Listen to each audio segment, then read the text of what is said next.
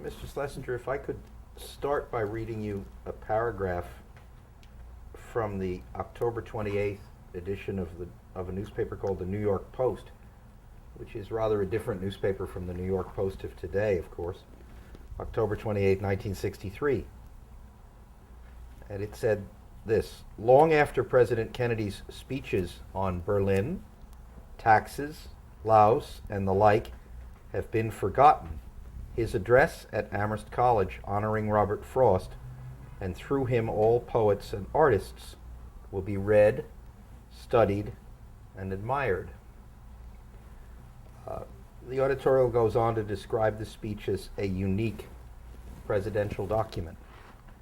And the purpose of our conversation today is to hear your views about how it came about, how the president asked you to work with him to create the speech, and what he told you and what you thought about the speech and its role as an unusual or even unique presidential document. I hope that the editorial writer of the New York Post is right, because I was charged with producing a draft about the role of art in a democracy. Mm-hmm. And JFK was very concerned, particularly, I think, the influence of Jackie, his wife, who was very much concerned with the role of the artist. He was concerned with the corruptions of power. And the thesis of the speech is that power corrupts, but poetry cleanses. And the role of the artist is independently committed to the truth of his vision, or her vision, was a limit, the restraint on the abuses of power. And as I read Harold Pinter's Nobel lecture today, I felt that Harold Pinter, the English playwright, Harold Pinter, who is an old friend of mine, had exaggerated, but that he represented the revolt of the artist against the brute power exercised by the United States. Yes. As President Kennedy said in his speech, and it was a phrase that particularly jumped out when I read your draft with his notes on it, which we were fortunate to have from the Kennedy Library. The artist, forever faithful to his personal vision of reality, becomes the last champion of the individual mind and sensibility against an intrusive society and an officious state. Yes. And JFK, read that with emphasis. Yes. And he was totally sympathetic with the speech, but he used to kid me about Adlai Stevenson, for whom I wrote speeches in the 1952 and 1956 campaign. Adlai Stevenson is forgotten today, I suppose, but he brought hundreds of thousands of people into politics in the 1950s, and he, with his reason graceful orations. I mean, Kennedy used to kid me about the Stevensonian inflection which I would give it to his speeches. But, and editing on the plane up to Amherst on the October day in 1963, a month before Kennedy was killed. He reduced the elaborate Stevensonian, and he, without sparing the sentiment,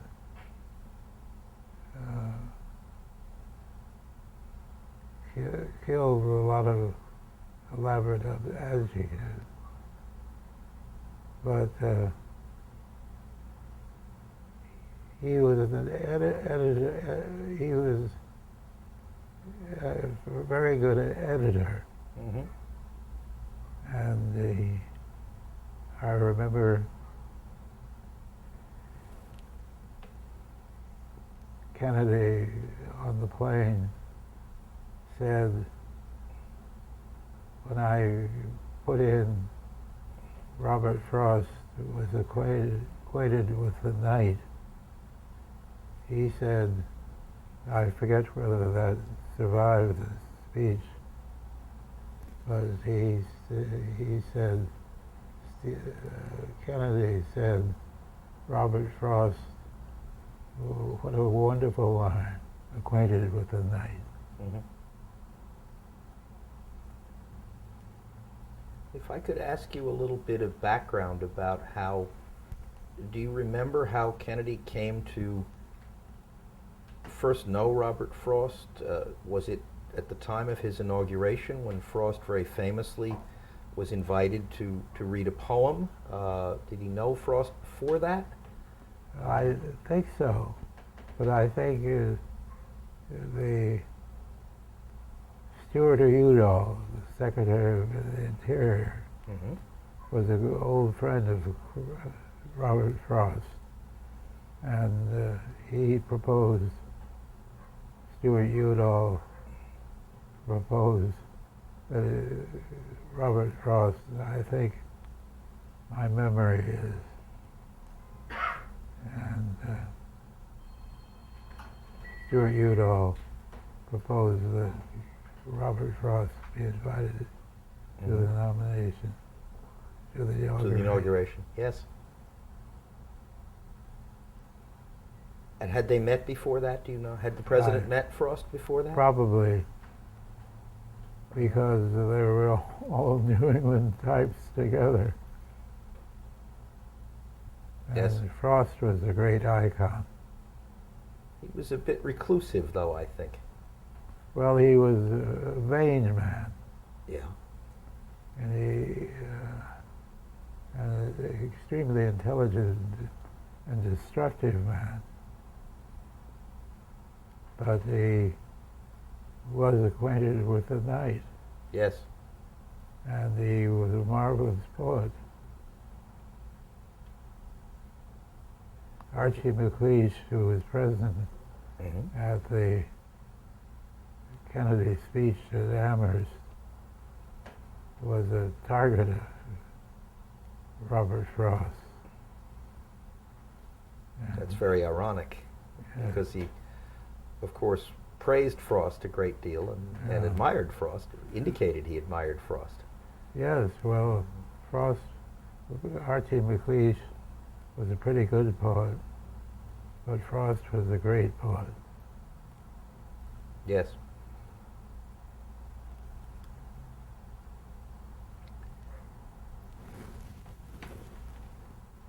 When did President Kennedy ask you to work with him on this speech? Do you remember? Was it a long time before the speech was given? No. Or was it pretty recent?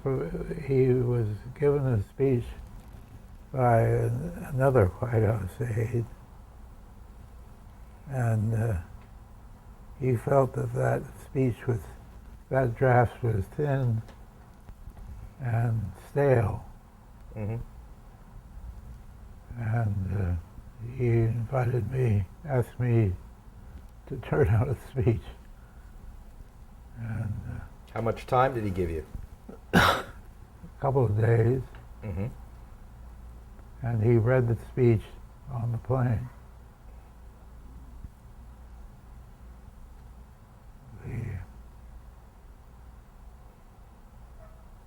The Kennedys were not long-distance planners, but they were brilliant improvisers.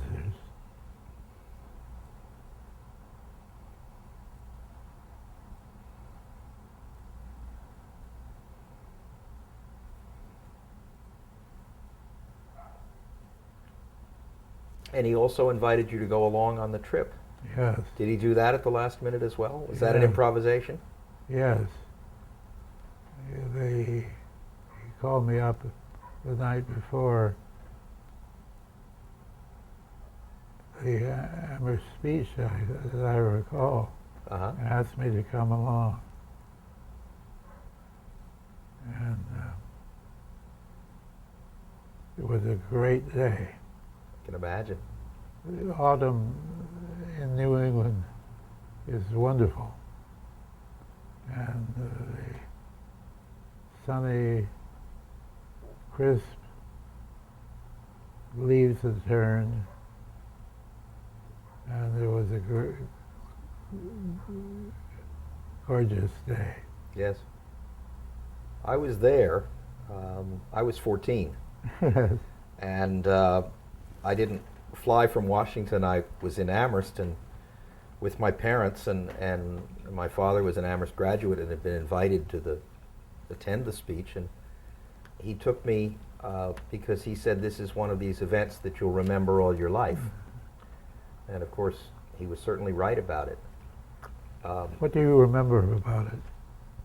Well, the first thing I remember, and I remember many things about it, but the first thing I remember was that it was the weather wasn't nice at all first in the morning, and the president and his party were late.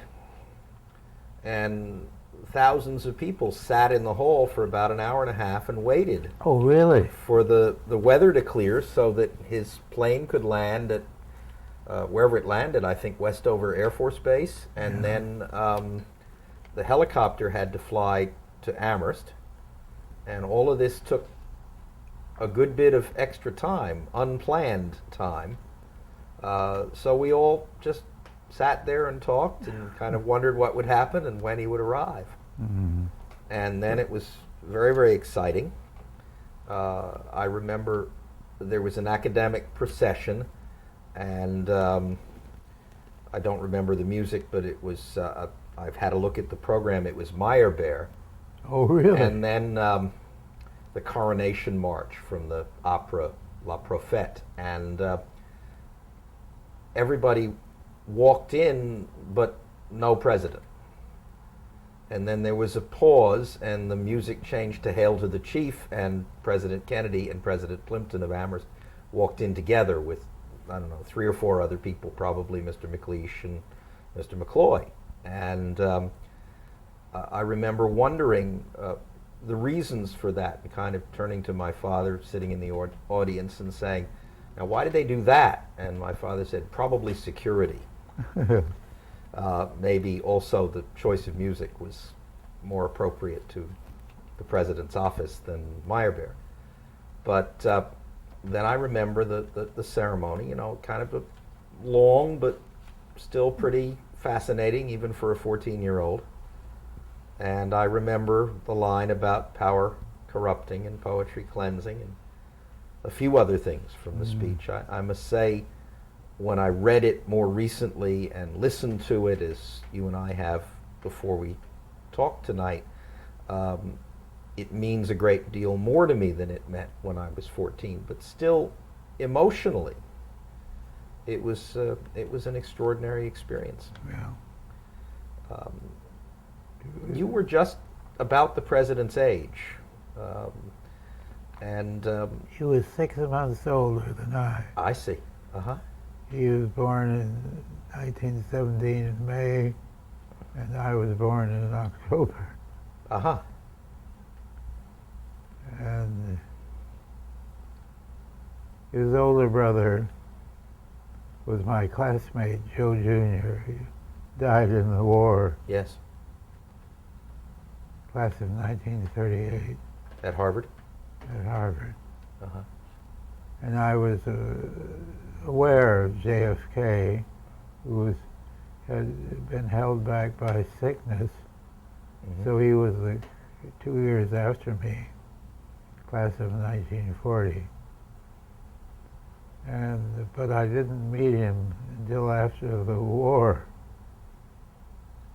And then he became congressman from the district which I lived in Cambridge.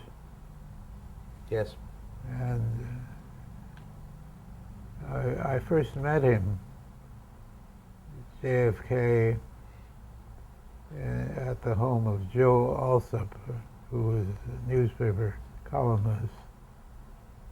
And I was immediately taken by him. Mm-hmm. And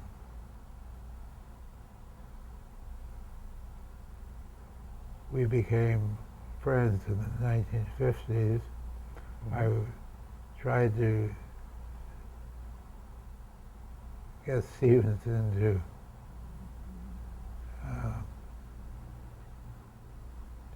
in 1956 to take Kennedy on the ticket. Fortunately, I failed because the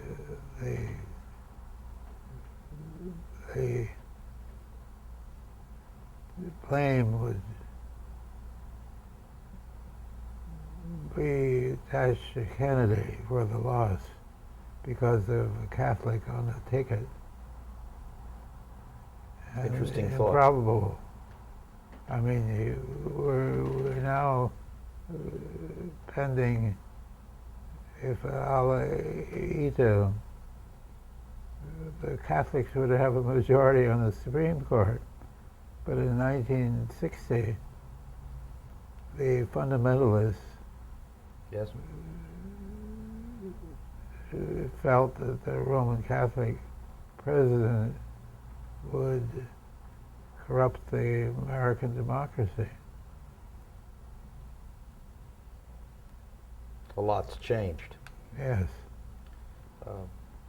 Now we make jokes about it, but then I guess people really feared very seriously that there was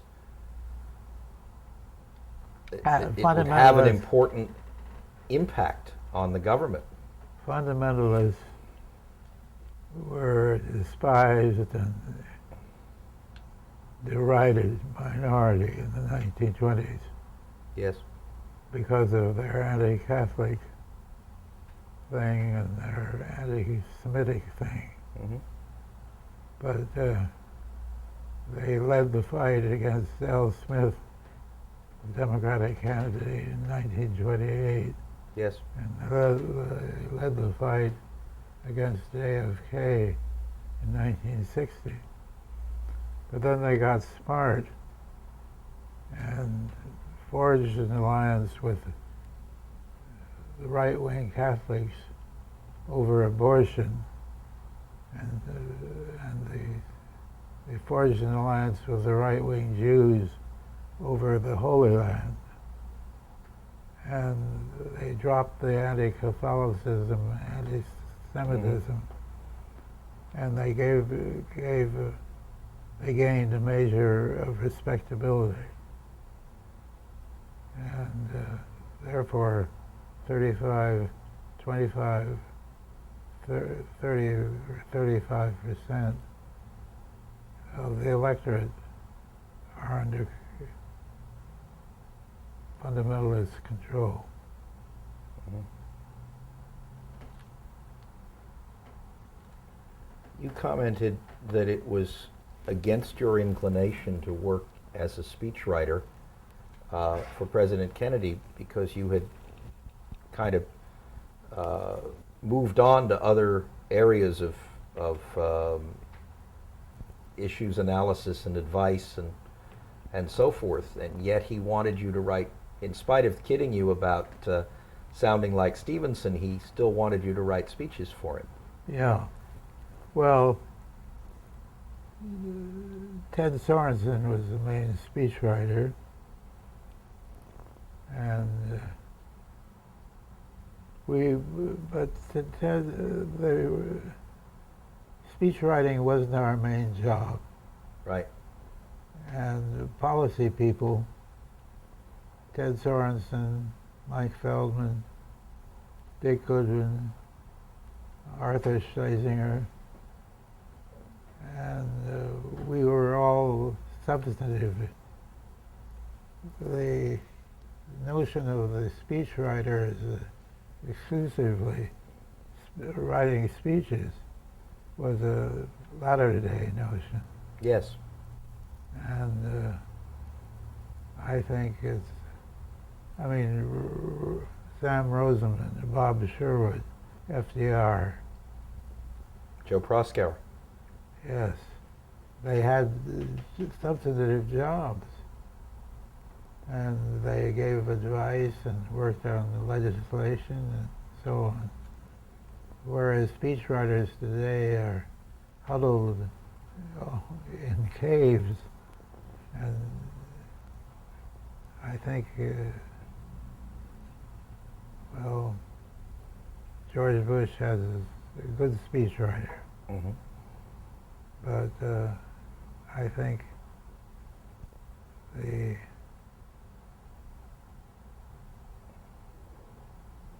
country has lost something for policy because policy people do not write speeches. There seems to be too much concern with polling, and the medium has become the message. Yeah.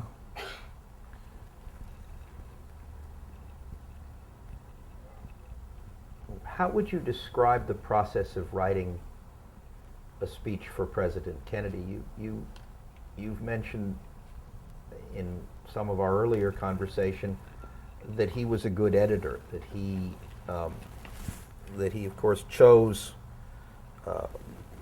the words he wanted to edit and chose the authors that he wanted to edit with care and with pride. Tell me how it worked. Well, he would discuss the substance of the speech, the theme he would like to write, and particularly with Ted Sorensen, who was a proficient, brilliant writer, and but like George Bundy and me, and so on, and but then he would edit it. He was a close editor and improvement, and he was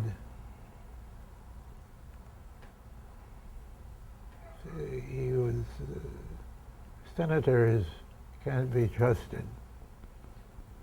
They were so adept at debate that they can't be trusted to stick to the script. And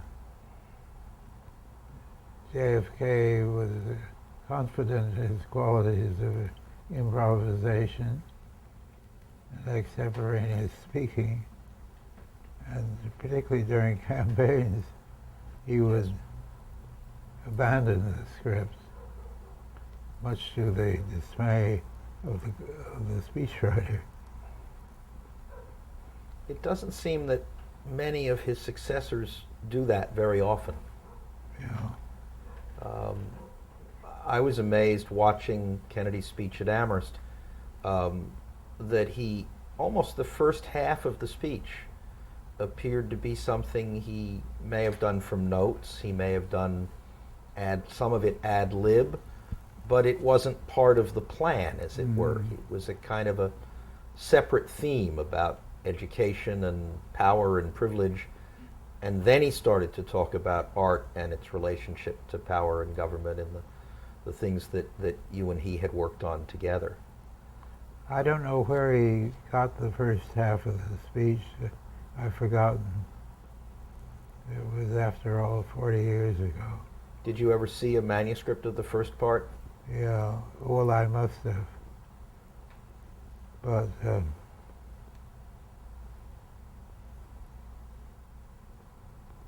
40 years ago.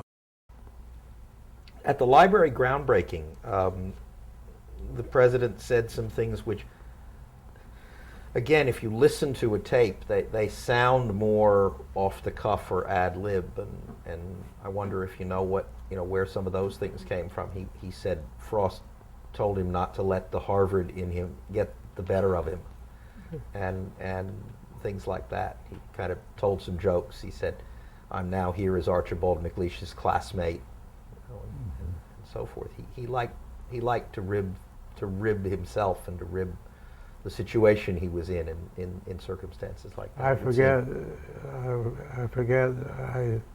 the groundbreaking, and I did not enter in my diary.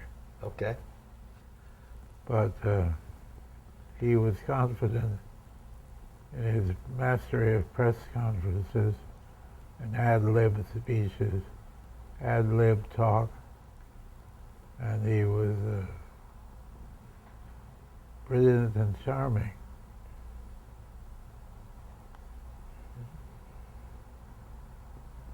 Well, he certainly was on that occasion. Everybody remembers it, and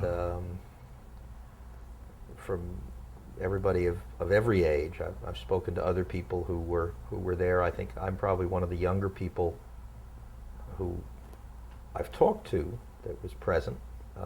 There must have been people younger than I who were present as well. And it's amazing to think that you said President Kennedy was 6 months older than you. It's amazing to think what he'd be like if he'd been permitted to live. Mm-hmm. But it doesn't seem to me like that ad-libbing is something that presidents do very much of these days either. And perhaps that's a loss. Do you think that's because of the nature of people who seek the presidency? George Bush has been more open to press conferences recently. And I mean, the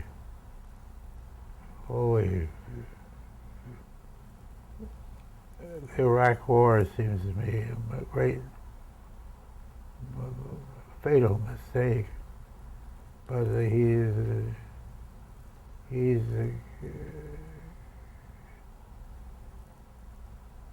I think he has given more press conferences.